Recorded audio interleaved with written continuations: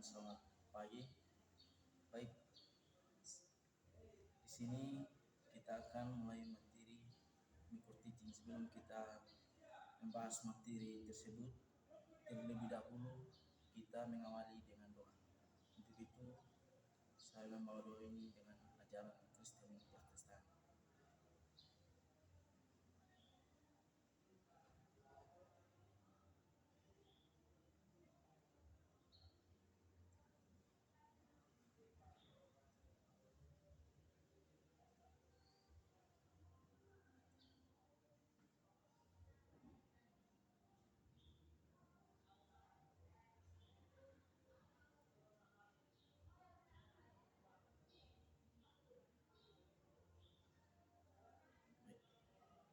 Terima kasih. Baik, di sini kita akan melanjut materi kita. Materi kita dalam yang pertama itu keterampilan berpikir analitis. Keterampilan berpikir analitis itu yang pertama itu dalam revisi taksonomi Long, kemampuan berpikir analitis berada pada tingkat kognitif C4, yaitu kemampuan mencegah suatu materi menjadi bagian yang lebih kecil dalam menghadapi hubungan antara bagian tersebut. Berikut itu materi 2. Dalam materi 2 itu indikator keterampilan berpikir analitis. Indikator keterampilan berpikir analitis meliputi kemampuan membedakan informasi, mengorganisasi informasi, menghubungkan konsep, membandingkan, menarik kesimpulan, dan menjagakan masalah indikator tersebut. Membantu seorang dalam memahami suatu permasalahan secara lebih mendalam, yaitu ada tiga contoh dalam materi indikator keterampilan berpikir analitis. Yang pertama itu ada 3 indikator. Yang pertama itu masalah mampu membedakan teknik pembelajaran yang efektif dan kurang efektif. Dalam pendidikan jasmani, yang kedua itu mahasiswa dapat melempungkan langkah-langkah pembelajaran dari pendahuluan inti hingga penutup. Dan yang terakhir itu atau yang berikut, mahasiswa dapat menjelaskan penyebab rendahnya hasil belajar siswa, menentukan solusi yang tepat. Baik. Yang berikut materi yang ketiga itu operasional keterampilan berpikir analitis. Dalam berpikir analitis itu yang pertama itu dalam kelompok kecil. Keterampilan berpikir analitis dapat diterapkan melalui identifikasi masalah, diskusi, pilihan metode pembelajaran yang tepat, simulasi mengajar. Dalam evaluasi bersama, penerapan tersebut dapat meningkatkan kemampuan mengajar karena mahasiswa menjadi lebih tampil dalam menyusun strategi pembelajaran dan mencegah masalah yang muncul selain proses belajar mengajar. Yang berikut itu contoh peran dalam kelompok kecil. Peran dalam kelompok kecil itu yang pertama, mengidentifikasikan masalah pembelajaran yang sering terjadi. Langkah pertama yang dilakukan dalam kelompok kecil adalah mengenali bagi mahasiswa yang muncul selama proses pembelajaran. Misalnya itu siswa kurang aktif, sulit memahami materi, atau kurang fokus saat pelajar. Dengan mengidentifikasi masalah tersebut, kelompok dapat mengetahui hal-hal yang perlu diperbaiki. Baik.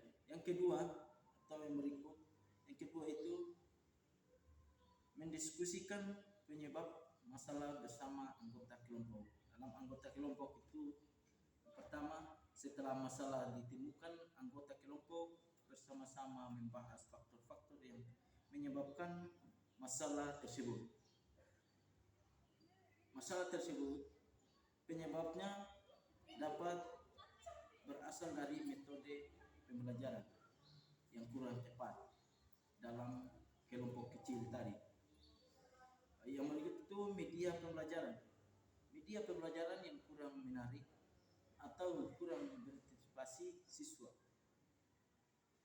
Diskusi ini membantu memperoleh pemahaman yang lebih mendalam mengenai permasalahan yang terjadi. Yang ketiga, membandingkan beberapa metode pembelajaran yang dapat digunakan. Metode yang digunakan itu yang pertama, anggota kelompok kemudian membandingkan berbagai metode pembelajaran yang sesuai untuk mengatasi masalah yang telah ditemukan, seperti metode diskusi, demonstrasi, pembelajaran kognitif, atau pembelajaran berbasis proyek. Setiap metode dianalisis berdasarkan kelebihan dan kekurangannya. Yang keempat, menentukan metode yang paling sesuai. Dalam menentukan metode yang paling sesuai itu, setelah melakukan perbandingan, kelompok melihat metode pembelajaran yang dianggap paling efektif dan sesuai dengan karakteristik, materi, serta kebutuhan siswa. Penilaian metode yang tepat akan membantu mencapai tujuan pembelajaran secara optimal.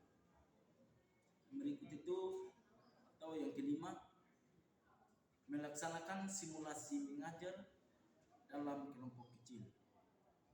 Baik. Dalam melaksanakan simulasi mengajar dalam kelompok kecil itu, ada anggota kelompok melakukan praktek atau simulasi mengajar secara bergantian pada tahap ini.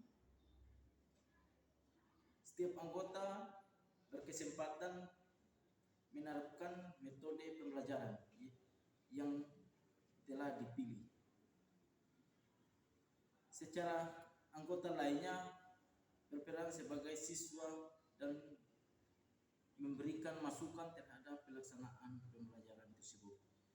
Dalam pembelajaran tersebut, yang keenam atau yang berikut itu, melakukan evaluasi dan refleksi untuk memperbaiki proses pembelajaran tersebut. Dalam proses pembelajaran tersebut itu, setelah simulasi selesai, kelompok melakukan evaluasi terhadap proses mengajar yang telah dilakukan anggota kelompok, memberikan saran atau kritik dan umpan balik yang membangun. Selanjutnya dilakukan refleksi untuk mengetahui kelebihan dan kekurangan pembelajaran sehingga dapat menjadi bahan perbaikan pada kegiatan tersebut. Baik, yang terakhir itu atau penutup berdasarkan hasil analisis dapat disimpulkan bahwa keterampilan berpikir analitis merupakan kemampuan untuk menghubungkan dan mengevaluasi informasi secara sistematis sehingga dapat menghasilkan keputusan yang tepat. Keterampilan ini ditunjukkan melalui kemampuan membedakan informasi, mengorganisasi konsep, menarik kesimpulan, dan mencegah masalah. Penerapan keterampilan berpikir analisis dalam kelompok kecil atau jasmani, simulasi mengajar, serta evaluasi bersama dapat membantukan meningkatkan keterampilan mengajar dan kemampuan mencegahkan masalah dalam proses pembelajaran tersebut. Baik, sekian dari materi microteaching atau materi tersebut. Mungkin itu saja yang saya bisa sampaikan atau yang dipresentasikan dalam pembelajaran microteaching atau materi tersebut. Mungkin saya mengakhiri dengan doa atau menutupi dengan doa materi tersebut. Untuk itu saya membawa ini dengan ajaran Kristen Protestan. Berdoa.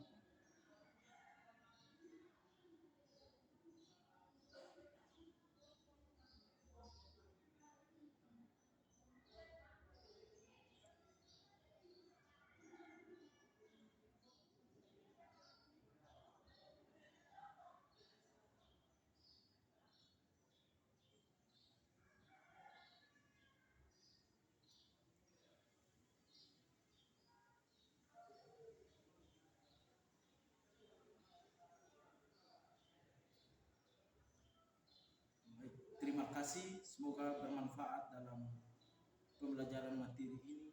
Sekian dan terima kasih.